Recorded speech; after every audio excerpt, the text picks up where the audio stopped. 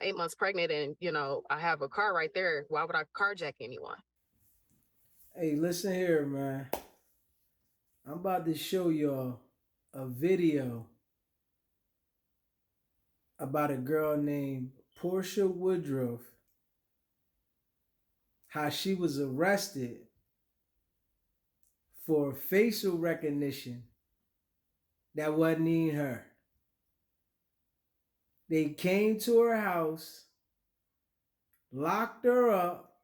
She was 8 months pregnant. 8 months pregnant. They locked her up, charged her,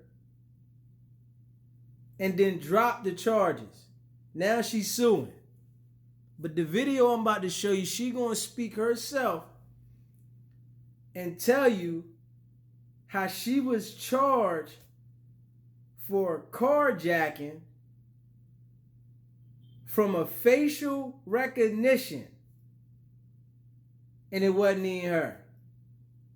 And when they locked her up, they didn't care that she was 8 months pregnant, and she explaining like, I got cars in the driveway. That wasn't me. This lets you know that this how it's going down. The things is being exposed, man.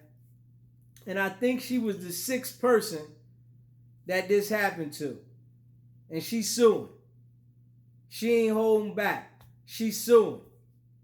This was going on. Check this video out. Um, the 6 police officers came to knock on the door. I heard the loud knock. I went down. I opened the door. It was a female police officer at the door. She asked if I was Porcha Woodruff. I confirmed. I said yes. She says I have a warrant for your arrest. So in the beginning, of course, like I said, I thought it was a joke. So I asked. I said, warrant for what? What is the warrant for? She hesitated. She procrastinated. She didn't want to, give me any information. She just wanted me to step outside so that I could be arrested. So I continued to ask. Another police officer stepped up and interjected. He did say that I had a warrant for my arrest for carjacking. In the midst of the conversation, I opened up my door a little bit wider so she could see, so that they could see, I was 8 months pregnant. And I also pointed to my cars that were in the driveway at the time. I'm like, I'm 8 months pregnant and, I have a car right there. Why would I carjack anyone? So I went back and forth, with the police officers for a while, trying to convince them that, you have the wrong person. And my kids were standing there. So I eventually told my children to run upstairs and, wake my fiance up to help me explain, that they had the wrong person. I also called my mother to get her on the phone to help me explain, you have the wrong person. You might want to check, was the person 8 months pregnant? Do you have any more information? Getting into detail of, why they were there trying to arrest me. So when we went back and forth for a while, I was just advised, to go ahead and go and see what it was that they were trying to pin on me. The police officers, they handcuffed me, and they took me down to the detention center in Detroit, Michigan. I was held there. I was arraigned, and I was let out on a personal bond. While being in the detention center, I was experiencing, back pain. I was 8 months pregnant. I was already having a difficulty pregnancy because I was diagnosed with gestational diabetes. When I was pregnant with my son, it was kind of hard to carry him, being a little bit older, and then being that he was my third child. My pregnancy was a little bit difficult. So I was experiencing, anxiety. I was having panic attacks. I was just trying to pretty much hold myself together because I didn't understand what was going on. At the time when it happened, I was just, disbelief. I was already embarrassed. My children had seen me being arrested. Nobody knew what was going on. And then I lost hope for the most part, because once I talked to my family, they advised me that my lawyer wasn't even able to get me out. So I didn't know what to do. I was distraught. I was stressed. I was depressed. I was trying to keep myself together and hold myself together for my unborn child, because being under that type of stress could have ultimately led me to lose my child. Went to the hospital. They monitored me. I had to explain to them what was going on because they seen that I was under stress. My heart rate was low. The baby's heart rate was low. They had to give me fluids. They gave me two fluid vials because I was dehydrated. I didn't get it. I didn't eat anything while I was in the detention center. The food there,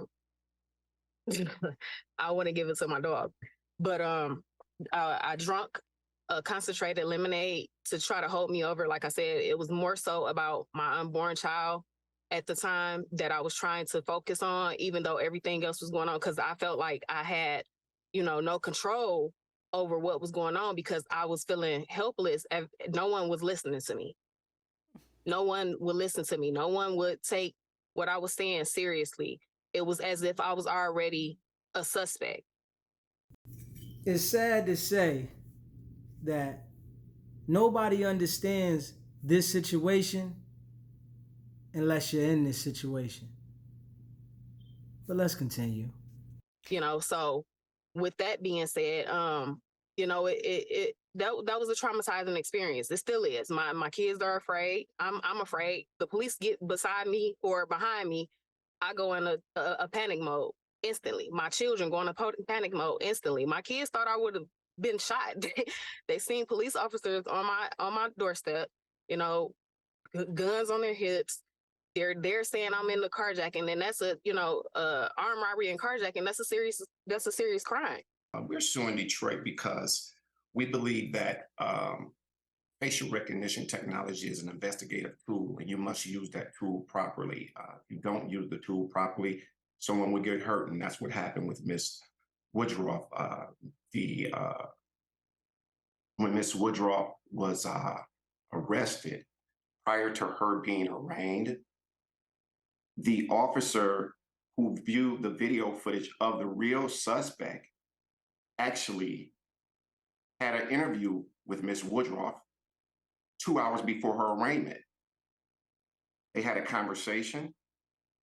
She knew that Miss Woodruff was 8 months pregnant. She took pictures of Miss Woodruff, and she walked out of that cell, her and another detective, and they sent Miss Woodruff back to a jail cell. Miss Woodruff was subsequently arraigned and given a $100,000 personal bond. They was going to place a tether on Miss Woodruff. At the time, I did not know this was going on. I attempted to have her released through something called a writ of habeas corpus, where I was challenging her incarceration. I learned, though, that the warrant had already been issued. Now, that detective could have walked her out of there with her, but they left Miss Woodruff there. Miss Woodruff was arraigned at around 2:30. She was released at 7 o'clock. But while Miss Woodruff was incarcerated, Miss Woodruff, thank God for her nursing background, Miss Woodruff was in there practicing survival techniques. She was sitting for 30 minutes. She was standing for 30 minutes. She was checking her pulse.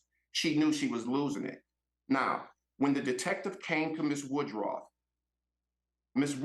thought she saw a breath of fresh air. Because guess what? The detective was a female. And Miss Woodruff hoped that she had children. So she hoped that she knew what she was going through at 8 months pregnant. However, she left her there. Now, Miss Woodruff was rushed to the hospital by her fiance. She said, "Get me to the hospital," because she was checking her pulse again. Thank God for her nursing background. Miss Woodruff got to the hospital. They rushed her into a room, asked her what happened. Her baby heart rate was low. Her heart rate was low. They gave her some fluids. Miss Woodruff was released at 3 a.m. in the morning. She was told that her doctor needed to contact her in 24 hours. Miss Woodruff went home and got a little sleep. She headed back up to the police. Well, she called the police officer and asked could she have her phone back because her doctor's, it's the only way her children and the doctor could get in contact with her. And this detective doubled down and told her, "We have to get a warrant because we want to check your phone to determine were you in the area when the crime was committed." So I'm suing the Detroit police for false arrest, false imprisonment, and malicious prosecution, and something called the Elliott Larson Act, which this facial recognition is biased towards darker or Black individuals. So it's a racist technique that's being used, and it's not being used properly. So that's why we're suing. All I want to say is that they don't really care about us. Hey, man, this is what people are experiencing every day. It's sad, but this is what's going on every day. And it ain't never going to change, man. It's not about the setback. It's about the get back now.